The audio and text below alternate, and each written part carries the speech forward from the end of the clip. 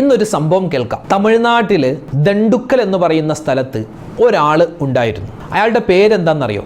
അയാളുടെ പേരെന്താണ്, അയാൾ എന്താണ് ചെയ്തിരുന്നത്, അയാൾക്ക് പിന്നെ എന്താണ് സംഭവിച്ചത്, നമ്മളെല്ലാവരും കേൾക്കേണ്ട, പ്രത്യേകിച്ച് ഈ ഹജ്ജിന്റെ ഈ കാലയളവിൽ ഓരോ ഹജ്ജിന് പോവാൻ ആഗ്രഹിക്കുന്നവരും കേൾക്കേണ്ട, കരളലിയിപ്പിക്കുന്ന, കണ്ണുനീരിറ്റിപ്പിക്കുന്ന ഒരു നടന്ന സംഭവം ഞാനൊന്ന് പറഞ്ഞു തരാം. അതൊന്നും നമുക്ക് എല്ലാവർക്കും കേട്ടാലോ? അതോടൊപ്പം തന്നെ ഈ പ്രാവശ്യം ഹജ്ജിന് പോവാൻ തൗഫീക്ക് കിട്ടാത്ത നമ്മെ പോലെയുള്ള ആളുകൾ അല്ലേ, നമുക്കൊന്നും ഹജ്ജിന് പോകാൻ പറ്റിയിട്ടില്ല.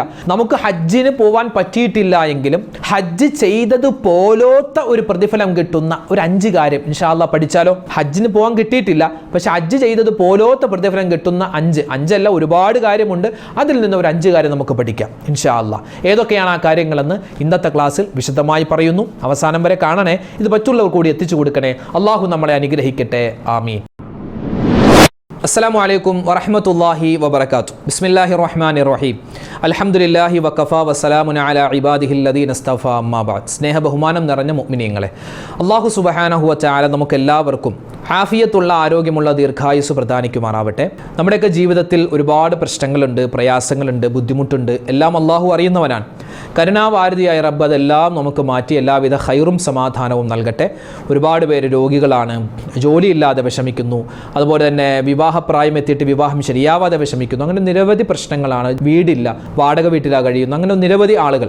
അള്ളാഹു എല്ലാവർക്കും എല്ലാ പ്രയാസങ്ങളും മാറ്റി എല്ലാവിധ ഖൈറും സലാമത്തും ബറക്കത്തും കൊടുക്കട്ടെ. ആമീൻ യാ റബ്ബൽ ആലമീൻ. ഇന്ന് ചെറിയൊരു സംഭവം പറയാം. തമിഴ്നാട്ടിൽ ദണ്ടുക്കൽ എന്ന് പറയുന്ന ഒരു സ്ഥലം, അവിടെ അഴകപ്പെട്ടി എന്ന് പറയുന്ന ഒരു ഗ്രാമമുണ്ട്. അവിടെ ഒരു പള്ളി, ഒരു ജുമാഅത്ത് പള്ളി, വലിയ പഴക്കമുള്ള ഒരു പള്ളിയാണ്. ആ ജുമാഅത്ത് പള്ളിയിൽ ഒരാൾ ഒരു ദിവസം വന്നു. അയാൾ സൈക്കിളിനാണ് വന്നത്.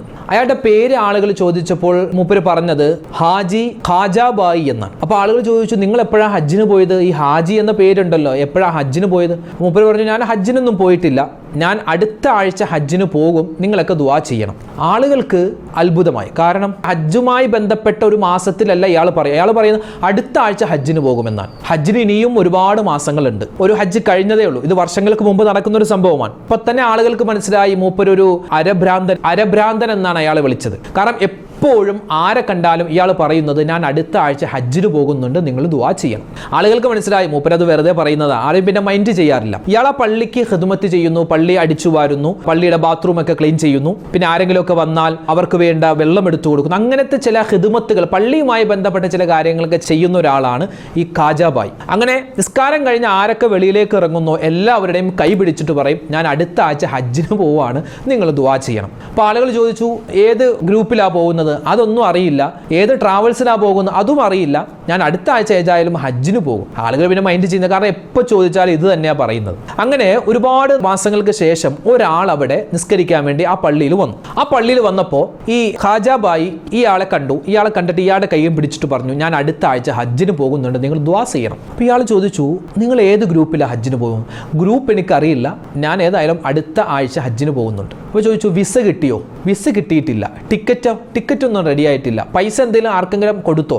ഒന്നും ചെയ്തിട്ടില്ല. ഞാൻ അടുത്ത ആഴ്ച ഹജ്ജിന് പോകുന്നുണ്ട്, നിങ്ങൾ ദുആ ചെയ്യണം. പിന്നെ മറ്റൊരു പ്രാവശ്യം ഇദ്ദേഹം തന്നെ നിസ്കരിക്കാൻ അവിടെ വന്നപ്പോൾ വീണ്ടും ഈ ഖാജാബായി ചെന്നിട്ട് കൈ പിടിച്ചിട്ട് പറഞ്ഞു, ഞാൻ അടുത്ത ആഴ്ച ഹജ്ജിന് പോകുന്നുണ്ട്, നിങ്ങൾ ദുആ ചെയ്യണം. അപ്പോൾ തന്നെ മനസ്സിലായി അയാൾക്ക് നല്ല അതിയായ ആഗ്രഹമുണ്ട് ഏതായാലും ഹജ്ജിന് പോവാൻ. ഈ വന്ന ആള് തമിഴ്നാട്ടിലെ വലിയ ഒരു ഹജ്ജ് ഉംറ സർവീസ് നടത്തുന്ന ഒരു ഗ്രൂപ്പിന്റെ ആളാണ്, അതിന്റെ ഒരു അമീറാണ്. ഇയാൾ എന്ത് ചെയ്തു? ഈ ഖാജാബായിയോട് ചോദിച്ചു, നിങ്ങളെ ഞാൻ ഹജ്ജിന് കൊണ്ടുപോട്ടെ. അപ്പോൾ അയാൾക്ക് ഭയങ്കര സന്തോഷമായി. ഇയാൾ എന്ത് ചെയ്തു? ഈ ഖാജാബായിനെ കാറിൽ കയറ്റി കൊണ്ടുപോയി പുതിയ ബാഗ്, ഡ്രസ്സ്, അതുപോലെ ഇഹ്റാമിന്റെ വസ്ത്രം എല്ലാം വാങ്ങിച്ചു കൊടുത്തു. അതുപോലെ വിസ, പാസ്പോർട്ട് എല്ലാം ഒപ്പിച്ചു. എന്നിട്ട് ഇയാളെ കുറച്ച് സംഘത്തോടൊപ്പം ഹജ്ജിനായിട്ട് അടുത്ത വർഷം കൊണ്ടുപോയി. ഇയാൾ അത്ര നേരം എല്ലാവരോടും ഇങ്ങനെ സംസാരിച്ചിരുന്നു. പക്ഷേ എയർപോർട്ടിൽ വെച്ച് ഇഹ്റാം വസ്ത്രം ധരിച്ചതിന് ശേഷം പിന്നെ ആരോടും ഒന്നും മിണ്ടിയിട്ടില്ല. എപ്പോഴും ഇങ്ങനെ കരയുകയാണ്. കരഞ്ഞിട്ട് അൽഹംദുലില്ലാ അൽഹംദുലില്ലാ എന്നിങ്ങനെ പറയുകയാണ്. അങ്ങനെ മൂപ്പര് ഫ്ലൈറ്റിൽ കയറി, ആരോടും ഒന്നും മിണ്ടുന്നില്ല. നേരെ ജിദ്ദ എയർപോർട്ടിൽ ഇറങ്ങി. അവിടെ ചെന്നിട്ടും ആരോടും ഒന്നും മിണ്ടുന്നില്ല. ഇദ്ദേഹം അൽഹംദുലില്ലാ എന്ന് പറഞ്ഞ് ഇങ്ങനെ കരയുകയാണ്. അവസാനം മക്കയിലെത്തി. ഇദ്ദേഹത്തിന് ഭയങ്കര സങ്കടം സഹിക്കാൻ പറ്റുന്നില്ല. മക്കയിലെത്തി റൂമിൽ ബാഗുകൾ വെച്ചിട്ട് നേരെ ആദ്യമായി ഒന്ന് ഉംറ ചെയ്യാൻ വേണ്ടി വരികയാണ്. നമുക്കറിയാമല്ലോ, ഹറമിന്റെ ഉള്ളിലേക്ക് കയറിയാൽ ആ മത്താഫിന്റെ അവിടെ ചെന്നിട്ടാണ് നമ്മളിങ്ങനെ കഅബയിലേക്ക് നോക്കുക, അല്ലെ? ദൂരെ നിന്നേ കഅബ നോക്കിയിട്ടല്ല വരിക. അപ്പൊ എല്ലാവരും ഇങ്ങനെ തല താഴ്ച ഇങ്ങനെ വരികയാണ്. അങ്ങനെ മത്താഫിലേക്ക് കടന്നു. അമീർ പറഞ്ഞു എല്ലാവരും ഇങ്ങനെ തല ഉയർത്താൻ പറഞ്ഞു. അപ്പൊ എല്ലാവരും ഇങ്ങനെ തല ഉയർത്തി നോക്കുന്ന സമയത്ത് പരിശുദ്ധമായ കഅബ കണ്ടു. ഖാജാബായും പരിശുദ്ധമായ കഅബ കണ്ടു. കഅബ കണ്ട് ആ കണ്ണിങ്ങനെ എടുക്കാതെ ഒരുപാട് നേരം കരഞ്ഞു. നേരെ സുജൂദിലേക്ക് പോയി. ആ സുജൂദിൽ കിടന്ന് അദ്ദേഹം മരണപ്പെടുകയാണ്. ജന്നത്തുൽ മുഅല്ലയിൽ അദ്ദേഹത്തെ മറമാടപ്പെട്ടു. ഇത് വർഷങ്ങൾക്ക് മുമ്പ് നടന്നൊരു സംഭവമാണ്. ഒരു സുഹൃത്ത് പറഞ്ഞതാണ്. ഒന്ന് ആലോചിച്ച് നോക്കിക്കേ. കയ്യിൽ പൈസയില്ല, ഇദ്ദേഹം രോഗിയാണ്, ഒരു നടുവളഞ്ഞ കാലിന് മുടന്തുള്ളൊരു രോഗിയാണ്, കയ്യിൽ ഒരു സമ്പാദ്യവും ഇല്ല. ആകെ സമ്പാദ്യം എന്ന് പറഞ്ഞ ഒരു സൈക്കിളാണ്, അത് മാത്രമേ ഉള്ളൂ. എന്നിട്ട് അദ്ദേഹം എവിടെ എത്തി? പരിശുദ്ധമായ ഹറമിലെത്തി.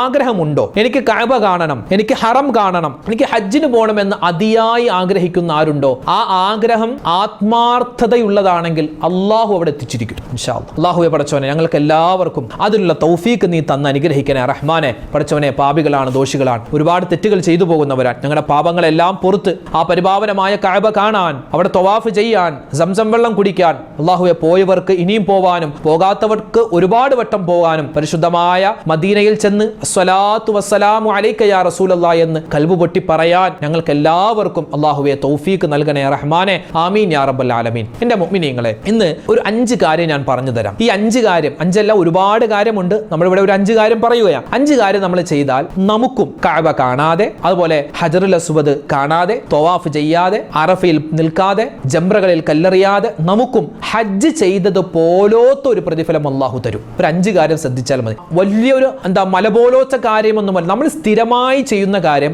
ഒന്ന് ശ്രദ്ധിച്ച് ചെയ്താൽ ഇൻഷാ അള്ളാഹ് നമുക്കും ഹജ്ജിന്റെ അതേ പ്രതിഫലം എന്ന് പറയുന്നില്ല, ഹജ്ജ് ചെയ്തത് പോലോത്ത ഒരു പ്രതിഫലം, അള്ളാഹുവാണ് പ്രതിഫലം തരുന്നത്, അള്ളാഹു തആല അതുപോലത്തെ ഒരു പ്രതിഫലം നമുക്കും തരും ഇൻഷാ അള്ളാഹ്. നമുക്കൊന്ന് കേട്ടാലോ ഏതൊക്കെയാണ് ആ കാര്യം? ഒന്നാമതായി മുത്തുനബി മുഹമ്മദ് മുസ്തഫ സ്വല്ലല്ലാഹു അലൈഹി വസല്ലമ തങ്ങൾ പറയുകയാണ്, അതായത് ഒരു ദിവസം നബി തങ്ങൾ പള്ളിയിൽ ഇരിക്കുന്ന സമയത്ത് ജഅൽ ഫുഖറാ, കുറച്ച് പാവപ്പെട്ട സ്വഹാബിമാർ ഇലാ റസൂലില്ലാഹി സ്വല്ലല്ലാഹു അലൈഹി വസല്ലം, നബി തങ്ങളുടെ അടുക്കൽ വന്നു. എന്നിട്ട് ആ നബി തങ്ങളുടെ അടുക്കൽ വന്നിട്ട് ഫഖാലു, അവർ പറയുകയാണ്, യാ റസൂലല്ലാഹ്, നബിയെ, ഞങ്ങളുടെ കയ്യിൽ സമ്പത്തില്ല, പൈസയില്ല, പക്ഷേ ഞങ്ങളുടെ കൂടെ പൈസ ഉള്ള ആളുകൾ ഹജ്ജിന് പോകുന്നു, ഉംറക്ക് പോകുന്നു, അവർ സ്വതക്കകൾ കൊടുക്കുന്നു, ഞങ്ങളുടെ കയ്യിൽ പൈസയില്ല നബിയെ, ഞങ്ങൾക്കും അങ്ങനെ ചെയ്യാൻ ആഗ്രഹമുണ്ട്, ഹജ്ജ് ചെയ്യാൻ ആഗ്രഹമുണ്ട്, പക്ഷേ പൈസയില്ല, ഞങ്ങൾ എന്താണ് ചെയ്യുക? ഞങ്ങൾക്കും ആ ഒരു പ്രതിഫലം വേണം. അപ്പോൾ നബി സല്ലല്ലാഹു അലൈഹി വസല്ലമ തങ്ങൾ പറഞ്ഞത്, നിങ്ങൾക്ക് പൈസ ഇല്ലാത്തത് കൊണ്ടല്ലേ നിങ്ങൾക്ക് ഹജ്ജ് ചെയ്യാൻ പറ്റാത്തത്, എന്നാൽ നിങ്ങൾക്ക് ഹജ്ജ് ചെയ്തത് പോലത്തെ പ്രതിഫലം കിട്ടുന്ന ഒരു കാര്യം ഞാൻ പറഞ്ഞു തരട്ടെ എന്ന് പറഞ്ഞിട്ട് നബി സല്ലല്ലാഹു അലൈഹി വസല്ലമ തങ്ങൾ പറയുകയാണ്, എല്ലാ നമസ്കാരത്തിന് ശേഷവും, എല്ലാ ഫർദ് നമസ്കാരത്തിന് ശേഷവും എന്ത് ചെയ്യണം? 33 പ്രാവശ്യം സുബ്ഹാനല്ലാഹ്, 33 പ്രാവശ്യം അൽഹംദുലില്ലാഹ്, 33 പ്രാവശ്യം അല്ലാഹു അക്ബർ, ഒരു പ്രാവശ്യം ലാ ഇലാഹ ഇല്ലല്ലാഹു വഹ്ദഹു ലാ ശരീക ലഹു ലഹുൽ മുൽക്കു വലഹുൽ ഹംദു വഹുവ അലാ കുല്ലി ഷൈഇൻ ഖദീർ എന്ന ഒരു മനുഷ്യൻ പറഞ്ഞാൽ, ഇത് ഒരു വഖത്ത് നിസ്കാരത്തിനല്ല, എല്ലാ വഖത്ത് നമസ്കാരം, എല്ലാ 5 വഖത്ത് നമസ്കാരത്തിന് ശേഷവും ഇത് മുടങ്ങാതെ ഒരാൾ പറയുന്നുണ്ടെങ്കിൽ, ഇനി മുടങ്ങിപ്പോയാൽ അതവൻ ഓർത്തെടുത്തത് പറയുകയാണെങ്കിൽ, ഒരു ഹജ്ജിന്റെ പ്രതിഫലം, മഖ്ബൂലും മബ്റൂറുമായ ഹജ്ജിന്റെ ഉംറയുടെ പ്രതിഫലം കിട്ടുമെന്ന് നമുക്ക് ഹദീസിൽ കാണാം. ഇത് മഹാനായ ഇമാം ബുഖാരി തങ്ങൾ റിപ്പോർട്ട് ചെയ്യുന്ന ഹദീസാണ്. അപ്പൊ എന്താ, അയ്യേ ഉസ്താദ്, ഇത് ഞങ്ങൾ എല്ലാ ദിവസവും ചെയ്യുന്നുണ്ടല്ലോ, എല്ലാ നിസ്കാരവും കഴിഞ്ഞിട്ട് നമ്മൾ സുബ്ഹാനല്ലാഹ് അൽഹംദുലില്ലാഹ് പറയുന്നുണ്ടല്ലോ, അപ്പൊ ഞങ്ങൾ ഇനി ഹജ്ജ് ചെയ്യേണ്ട കാര്യമില്ല, ഞങ്ങൾക്കും ഹജ്ജിന്റെ പ്രതിഫലം കിട്ടുമല്ലോ. പക്ഷേ നമ്മൾ ചെയ്യുമ്പോൾ ആത്മാർത്ഥതയോടുകൂടി ചെയ്യണം. ആർക്കോ വേണ്ടി ആ ഉസ്താദ് പറയുന്നുണ്ട് സുബ്ഹാനല്ലാഹ് പറഞ്ഞു, അതുകൊണ്ട് സുബ്ഹാനല്ലാഹ് പറഞ്ഞേക്കാം, അങ്ങനെയല്ല.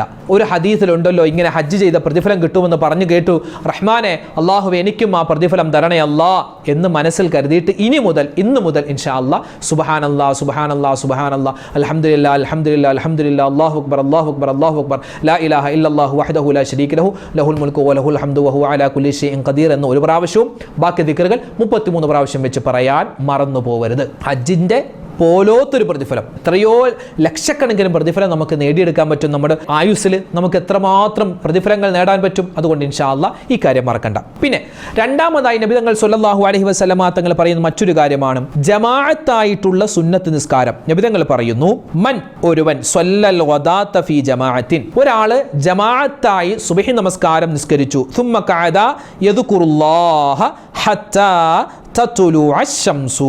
ഒരാള് സുബഹി നമസ്കാരം ജമാഅത്തായി നിസ്കരിച്ചു, എന്നിട്ടോ അവൻ ആ പള്ളിയിൽ തന്നെ ഇരുന്നു സൂര്യൻ ഉദിക്കുന്നത് വരെ. 6:05 അല്ലെങ്കിൽ 6:10 ആകുമ്പോൾ ഏകദേശം സൂര്യൻ ഉദിക്കാറുണ്ട്. ആ സൂര്യൻ ഉദിക്കുന്നത് വരെ അവൻ ഇരുന്നു. എന്നിട്ടോ സൂര്യനൊക്കെ ഉദിച്ചു കഴിഞ്ഞ് അവൻ 2 റക്അത്ത് ളുഹ നമസ്കരിച്ചു. ളുഹായിന്റെ സമയത്ത് അവൻ ളുഹായും കൂടി നിസ്കരിച്ചു. എന്നാൽ അവനിക്ക് എന്ത് കിട്ടും? കാനത്ത് ലഹു കഅജ്രി ഹജ്ജത്തിൻ വ ഉംറത്തിൻ താമ്മത്തിൻ താമ്മ. ഇത് മഹാനായ ഇമാം തിർമിദി തങ്ങൾ റിപ്പോർട്ട് ചെയ്യുന്ന ഹദീസാണ്. അവനിക്ക് പരിപൂർണമായ ഹജ്ജിന്റെ ഉംറയുടെ പോലോത്തൊരു പ്രതിഫലം അല്ലാഹു തരുന്നതാണ്. നമ്മളൊക്കെ സുബഹി നിസ്കാരം നിസ്കരിക്കാറുള്ളവരാ. ഒന്ന് ജമാഅത്തായിട്ട് നിസ്കരിച്ചു നോക്ക്. എന്നിട്ട് കുറച്ച് നേരം അവിടെ ഇരുന്നിട്ട് കുറച്ച് ദിക്റും സ്വലാത്തും പറയും, കുറച്ച് ഖുർആൻ ഓത്, എന്നിട്ട് 2 റക്അത്ത് ളുഹ നിസ്കരിക്കേ. ഈ ഇതുപോലൊരു പ്രതിഫലം കിട്ടും. മൂന്നാമത്തെ കാര്യം, മാതാപിതാക്കൾക്ക് ഗുണം ചെയ്യുക എന്നാണ്. ഉമ്മാക്കും വാപ്പാക്കും വേണ്ടി ഖിദ്മത്ത് ചെയ്യുക. ഒരു സ്വഹാബി നബി സല്ലല്ലാഹു അലൈഹി വസല്ലമ തങ്ങളുടെ അടുക്കൽ വന്നു. എന്നിട്ടോ അദ്ദേഹം പറയുകയാണ്, യാ റസൂലല്ലാഹ്, നബിയേ, അല്ലാഹുവിന്റെ ഹബീബേ, ഞാനും നിങ്ങളുടെ കൂടെ ജിഹാദിന് വരുന്നുണ്ട്, ധർമ്മസമരത്തിന് ജിഹാദ് ചെയ്യാൻ ഞാനും വരുന്നുണ്ട് നബിയെ. അപ്പോൾ നബി തങ്ങൾ സല്ലല്ലാഹു അലൈഹി വസല്ലം ഈ സ്വഹാബിയോട് ചോദിച്ചു, നിന്റെ വീട്ടിൽ ആരാ ഉള്ളത്? എൻ്റെ വീട്ടിൽ എൻ്റെ ഉമ്മയുണ്ട്. ആ സമയത്ത് പറഞ്ഞു, നീ വീട്ടിലേക്ക് പോ. വീട്ടിലേക്ക് പോയിട്ട് നിന്റെ ഉമ്മച്ചാക്ക് നീ ഖിദ്മത്ത് ചെയ്. ഉമ്മാക്ക് വേണ്ട കാര്യങ്ങൾ ചെയ്തു കൊടുക്ക്, ഉമ്മാക്ക് വെള്ളം കൊടുക്ക്, ഭക്ഷണം കൊടുക്ക്. അവർക്ക് വേണ്ട ഖിദ്മത്തുകൾ ചെയ്തു കൊടുത്താൽ നിനക്ക് എന്ത് കിട്ടും? അന്ത ഹാജ് വ മുഅ്തമിർ വ മുജാഹിദ്. നിനക്ക് 3 കൂലിയാൻ. ഒന്ന്, നീ ഹജ്ജ് ചെയ്തവനെ പോലെയാകും, നീ ഉംറ ചെയ്തവനെ പോലെയാകും, നീ ഒരു ധർമ്മസമരം ചെയ്തവനെ പോലെയാകും. 3 കൂലിയും നിനക്ക് കിട്ടുമെന്നാണ്. എന്ത്? മാതാപിതാക്കൾക്ക് ഗുണം ചെയ്താൽ, ഉമ്മാക്കും വാപ്പാക്കും വേണ്ടി ഖിദ്മത്ത് ചെയ്താൽ, അവരെ നല്ല വാക്ക് പറഞ്ഞ് സന്തോഷിപ്പിച്ചാൽ, അവർക്ക് വേണ്ട കാര്യങ്ങൾ ചെയ്തു കൊടുത്താൽ, അവർക്ക് രോഗം വരുമ്പോൾ മരുന്ന് വാങ്ങിച്ചു കൊടുത്താൽ, അവർക്ക് പ്രയാസം വരുമ്പോൾ കൂടെ നിന്നാൽ ഒക്കെ ഇതുപോലത്തെ പ്രതിഫലം കിട്ടുമെന്നാണ്. യാ അല്ലാഹ്, എത്രയോ കൂലിയാ. മൂന്നാമത്തെ കാര്യം അതാണ്. ഇനിയോ 4-മതായി നബി സല്ലല്ലാഹു അലൈഹി വസല്ലമ തങ്ങൾ പറയുകയാണ്, ഒരു മനുഷ്യന് അവൻ എന്തെങ്കിലും ഒരു രോഗം വന്നാൽ, പ്രയാസം വന്നാൽ, പ്രശ്നം വന്നാൽ, സങ്കടം വന്നാൽ, ദുഃഖം വന്നാൽ, അവൻ ക്ഷമിക്കുന്നവനാണെങ്കിൽ സ്വബറു, അവർ ക്ഷമിക്കുന്നവരാണ്. അങ്ങനെ ക്ഷമിക്കുന്നവരാണെങ്കിൽ അവർക്കും കിട്ടുന്നത് ഹജ്ജ് ചെയ്ത പോലത്തൊരു പ്രതിഫലമാണ്. രോഗം വന്നാൽ ക്ഷമിക്കണം, രോഗത്തെ ശപിക്കാൻ പാടില്ല, രോഗത്തിൽ ക്ഷമിക്കുകയാണ് വേണ്ടത്, ശാപമല്ല വേണ്ടത്, ക്ഷമയാണ് വേണ്ടത്. രോഗം വന്നാൽ, പ്രയാസം വന്നാൽ, പ്രശ്നം വന്നാൽ എൻ്റെ പാപങ്ങൾ പൊറുക്കാനും എൻ്റെ പദവികൾ ഉയരാനും ഈ രോഗം കാരണമാണല്ലോ എന്ന് ചിന്തിച്ച് നമ്മൾ അതിൽ ക്ഷമിക്കുകയാണ് വേണ്ടത്. അങ്ങനെ ക്ഷമിച്ചാൽ എന്തിന്റെ കൂലി കിട്ടും? ഹജ്ജ് ചെയ്തവനെ പോലത്തെ കൂലി കിട്ടുമെന്നാണ്. പിന്നെയോ 5-മത്തെ ഒരു കാര്യം, നല്ലതുപോലെ വുളു എടുക്കുക. അപ്പോൾ ഞങ്ങളൊക്കെ വുളു എടുക്കാറുണ്ട് ഉസ്താദേ. വുളു വെറുതെ എടുക്കലല്ല, നല്ലതുപോലെ വുളു എടുക്കുക. പരിപൂർണമായ സുന്നത്തുകൾ, ആദാബുകളൊക്കെ പാലിച്ച് നമ്മൾ വുളു നല്ലതുപോലെ എടുത്താൽ അവനിക്കും കിട്ടുമെന്ത്? ഹജ്ജ് ചെയ്തതുപോലത്തെ ഒരു പ്രതിഫലം. പിന്നെയോ നമ്മൾ ഭക്ഷണം കഴിക്കാറുണ്ട് അല്ലെ. ഒരാൾ ഭക്ഷണം കഴിച്ചു, അല്ലെങ്കിൽ അവൻ കുടിച്ചു, വെള്ളം കുടിച്ചു, എന്നിട്ടോ അവൻ പറയുകയാണ്, എന്ത് പറയുന്നു? അൽഹംദുലില്ലാഹില്ലദീ അത്അമനി വസഖാനി വജഅലനി മിനൽ മുസ്ലിമീൻ. ഭക്ഷണം കഴിച്ചു കഴിഞ്ഞു, വെള്ളം കുടിച്ചു, എന്നിട്ട് അവൻ പറയുന്നു, അൽഹംദുലില്ലാഹില്ലദീ അത്അമനി വസഖാനി വജഅലനി മിനൽ മുസ്ലിമീൻ. എനിക്ക് നീ ഭക്ഷണം തന്നു അല്ലാ, എന്നെ നീ വെള്ളം കുടിപ്പിച്ചു അല്ലാ, റബ്ബേ എന്നെ നീ മുസ്ലിമായിട്ട് മരിപ്പിക്കണേ എന്നൊരാൾ ദുആ ചെയ്താൽ അവനിക്കും കിട്ടും എന്ത്? ഹജ്ജ് ചെയ്തതുപോലത്തെ ഒരു പ്രതിഫലം കിട്ടുമെന്നാണ്. മറ്റൊരു ദുആയുണ്ട്, അൽഹംദുലില്ലാഹില്ലദീ അത്അമനി ഹാദാ വറസഖനീഹി മിൻ ഗൈരി ഹൗലിൻ മിന്നി വലാ ഖുവ. അതും വല്ലാത്തൊരു ദുആ. ഈ 2 ദുആ, ഒന്ന് അൽഹംദുലില്ലാഹില്ലദീ അത്അമനി വസഖാനി വജഅലനി മിനൽ മുസ്ലിമീൻ, രണ്ടാമത്തേത് അൽഹംദുലില്ലാഹില്ലദീ അത്അമനി ഹാദാ വറസഖനീഹി മിൻ ഗൈരി ഹൗലിൻ മിന്നി വലാ ഖുവ. വലിയ ശ്രേഷ്ഠതയാണ്. അല്ലെങ്കിലോ വെറുതെ നമുക്ക് ഇതൊന്നും പറയാൻ കിട്ടുന്നില്ലെങ്കിൽ അൽഹംദുലില്ലാ എന്നെങ്കിലും നമ്മൾ പറഞ്ഞാൽ മതി. ഇൻഷാ അല്ലാഹ് വലിയ കൂലിയാണ് ഈ പറയപ്പെട്ട കാര്യങ്ങൾ ചെയ്താൽ. അല്ലാഹു സുബ്ഹാനഹു വ തആല നമ്മളിൽ നിന്നും ഹജ്ജിന് പോയ ഹാജിമാർ, ഹജ്ജുമ്മമാർ, അല്ലാഹു എല്ലാവരുടെയും ഹജ്ജും ഉംറയും സിയാറത്തും മഖ്ബൂലും മബ്റൂറുമായി സ്വീകരിക്കുമാറാവട്ടെ. അവരൊക്കെ അവിടെ ചെന്ന് ദുആ ചെയ്യുമ്പോൾ ആ ദുആയിൽ നമുക്കും ഉൾപ്പെടാനുള്ള തൗഫീഖ് അല്ലാഹു നൽകുമാറാവട്ടെ. ഈ വർഷത്തെ ഹജ്ജ് വലിയ സന്തോഷത്തിലും റാഹത്തിലും അല്ലാഹു ആക്കി തരുമാറാവട്ടെ. നമുക്കൊക്കെ താമസിയാതെ ഹജ്ജും ഉംറയും സിയാറത്തും ചെയ്യാൻ അല്ലാഹുവേ ഞങ്ങൾക്ക് എല്ലാവർക്കും നീ തൗഫീഖ് തരണേ അല്ലാഹ്. ഞങ്ങൾക്കൊക്കെ ഒരുപാട് രോഗങ്ങളുണ്ട്, പ്രശ്നങ്ങളുണ്ട്, സമ്പത്ത് കുറവാണ്, പക്ഷെ ആഗ്രഹമുണ്ട് റബ്ബേ. അല്ലാഹു ഞങ്ങൾക്കും ആ തൗഫീഖ് നീ നൽകണേ റഹ്മാനെ, സൗഭാഗ്യം നൽകണേ റഹ്മാനെ. ഞങ്ങളുടെ രോഗങ്ങൾ ശിഫയാക്കി തരണേ അല്ലാഹ്. മരണപ്പെട്ടവർക്ക് നീ മഗ്ഫിറത്ത് കൊടുക്കണേ അല്ലാഹ്. ആമീൻ യാ റബ്ബൽ ആലമീൻ. ഇൻഷാ അല്ലാഹ് ഒരുപാട് പേര് നമ്മളോട് ദുആ ചെയ്യാൻ പറഞ്ഞിട്ടുണ്ട്. എല്ലാവർക്കും വേണ്ടിയൊക്കെ ദുആ രക്കുന്നുണ്ട്. അല്ലാഹു ആരൊക്കെ ദുആ ചെയ്യാൻ പറഞ്ഞോ എല്ലാവരുടെയും ഹലാലായ മുറാദ് ഹാസിലാക്കട്ടെ, എല്ലാവിധ പ്രശ്നങ്ങളും മാറ്റിക്കൊടുക്കട്ടെ. അല്ലാഹു തആല നമ്മളെല്ലാവരെയും മരിക്കുന്ന സമയത്ത് ഈമാൻ സലാമത്തുള്ളവരായി മാറ്റട്ടെ. ആമീൻ. അസ്സലാമു അലൈക്കും വറഹ്മത്തുള്ളാഹി വബറകാതുഹു.